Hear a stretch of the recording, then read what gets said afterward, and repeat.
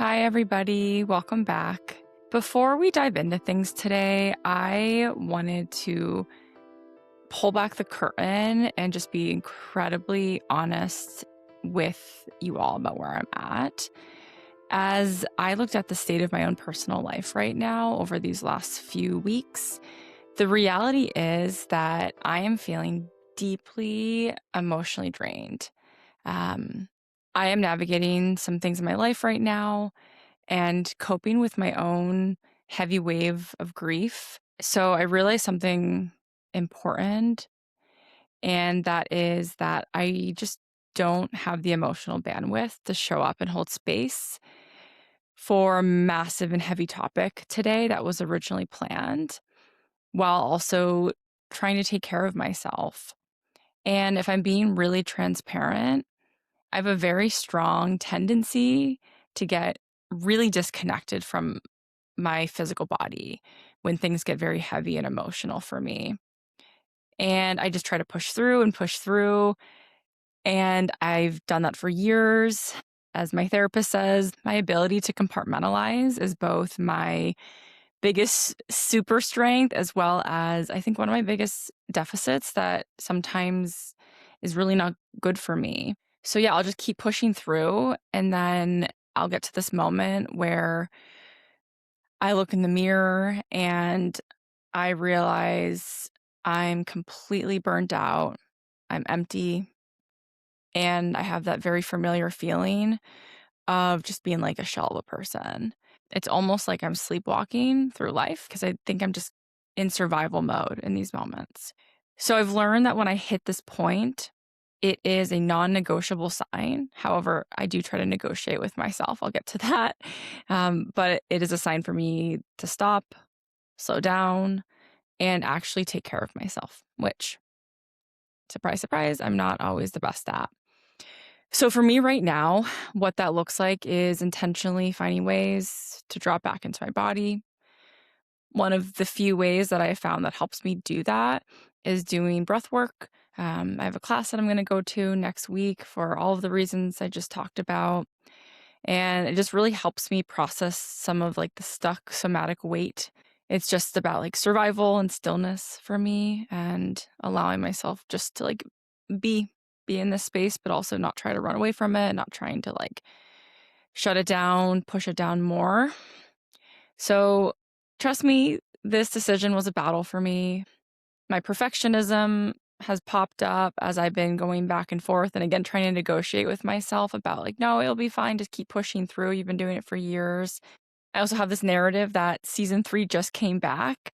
I can't abandon my community. I can't abandon all of you. And then I remembered that if this podcast stands for anything, it stands for honoring that real human connection that I value so deeply. So right now, my reality is telling me that again, I need to slow down and I need to protect my peace this week. So as I'm pivoting for today, I want you to consider this episode with your own living permission slip. If you're forcing yourself through something right now because it's on your schedule or it's expected of you, it is okay to change course. Your capacity matters more than productivity. And I got to be honest with you, that is something I need to remind myself on a daily basis, sometimes multiple times a day. So I'm not the best. I'm not even good at practicing what I'm preaching right now, but this is me trying to do it right now. Because I'm changing directions today, and also because I've noticed so many new eyes and ears joining this community since I started season 1 a year ago, it felt like a perfect moment to pause and do a little bit of a reintroduction and do this kind of mini episode. If you started listening to the Nothing Happens for a Reason podcast in season 2, or maybe you just recently found me, you might not know a lot about who I am or my history behind the screen here, behind the microphone. In season 1, I wove a lot of my own personal stories into the episodes, but lately I tend to just share pieces of myself as it naturally, as it organically arises. So for any new people here, I'm Claire. I am a licensed therapist. I've been doing it for over a decade.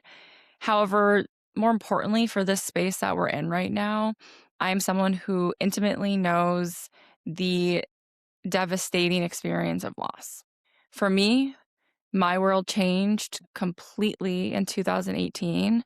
If I'm being honest, probably 2014. And that's when my mom was diagnosed with ovarian cancer. And then she died in 2018. Then, just after 4 years, when I was just starting to feel like I could breathe again, like kind of stable within myself, my sister in 2022 died of an overdose. And going through those secondary compounding losses entirely reshaped how I view the world, and it deeply changed how I view mental health, even as a therapist who, again, has been practicing for over 10 years. I was just left feeling so lonely, so angry, and for many reasons, but in part because of how I learned firsthand how ill equipped our culture is to handle raw, catastrophic, traumatic pain. It also taught me a fundamental truth that guides everything I do.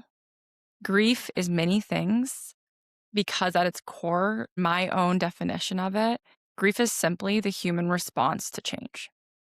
It isn't just about death. It's about the ending of a version of your life that you thought you were going to get to keep. That's why when I have guests come on to my show, the specific details of their losses might look completely different than mine to yours listening. They might be getting a divorce, a diagnosis, might have lost a career, made a career path change. Maybe they lost a dream that they thought they were going to achieve.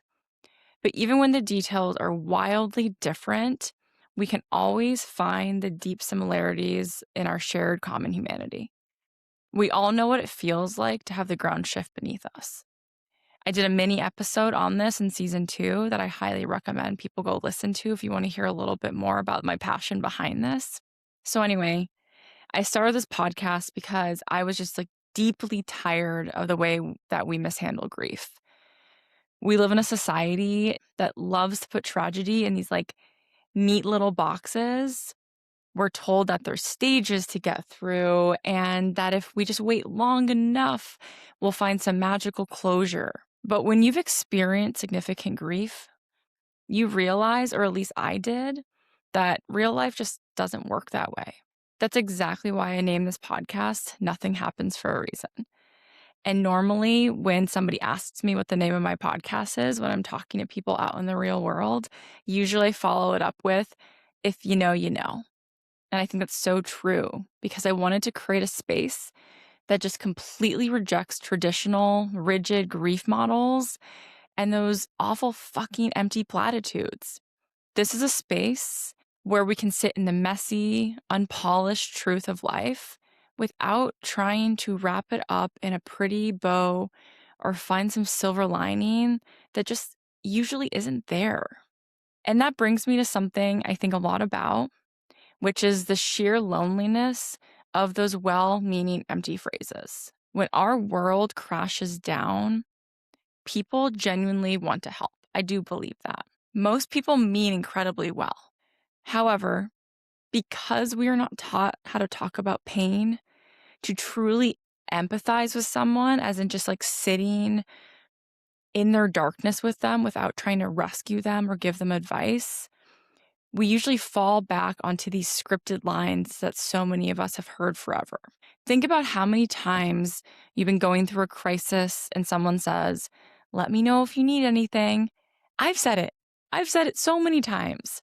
And it sounds nice on the surface. And again, it's well-intentioned. But practically speaking, the phrase actually places a massive burden on the person who is drowning. When you are overwhelmed by grief or emotional exhaustion, you don't have the executive functioning to look at your life, figure out exactly what you need, delegate a task to somebody, and ask for your need. It forces the person who is hurting to do the heavy lifting. And I don't know about you, but in the moments of my deep trauma and grief, I don't think I ever took advantage of anybody that reached out to me and said, let me know if you need anything. It was too much for me. I didn't know what I needed, let alone knew how to tap into that part of my hippocampus of my brain that makes decisions. So it just isolates us. It makes us feel like we have to have it together enough to ask for help. So instead, we just say, I'm fine. It's all good. Thanks for saying that. I don't need anything. And maybe we just sit in the dark all alone. We have to stop saying these things. Instead of putting the ball in their court, we need to offer concrete, specific actions. Instead of, let me know if you need anything, maybe try saying, I'm bringing you dinner on Thursday. Do you prefer tacos or pasta? If they don't answer to that, it's I picked tacos for you. I'll put them on your front porch. You don't even have to interact with me. Or maybe it's, I'm coming over to walk your dog tomorrow at noon. You don't even need to come to the door. Small, tangible shifts can change everything. So because I care so deeply about this topic, and because I want us to actually have real, tangible tools to show up for each other without the bullshit, I recently put all of this into a digital guide. It's called Let Me Know If You Need Anything and Other Things to Stop Saying. It is a completely free resource, and it is full of exact scripts of what to say and what to do instead of these empty phrases when someone you love is going through it. I never want anyone to feel like they have to navigate these dark spaces without a roadmap. So the link to grab that guide is going to be in the show notes for you. Here is my invitation for you today. If you are currently drowning and you have people in your life who want to support you and they just don't know how, send them this episode or download the free guide and send it directly to them. Use it as a tool to say, hey, I love you. I know you want to help, and this guide is exactly what I need right now. Let it do the heavy lifting of educating your people so you don't have to. Thank you for allowing me the grace to pivot today and to actually practice what I preach, for protecting this space with me, and for being part of this community. So take a deep breath, take care of yourselves as I am trying to do the same, and I will be back next week with a new episode.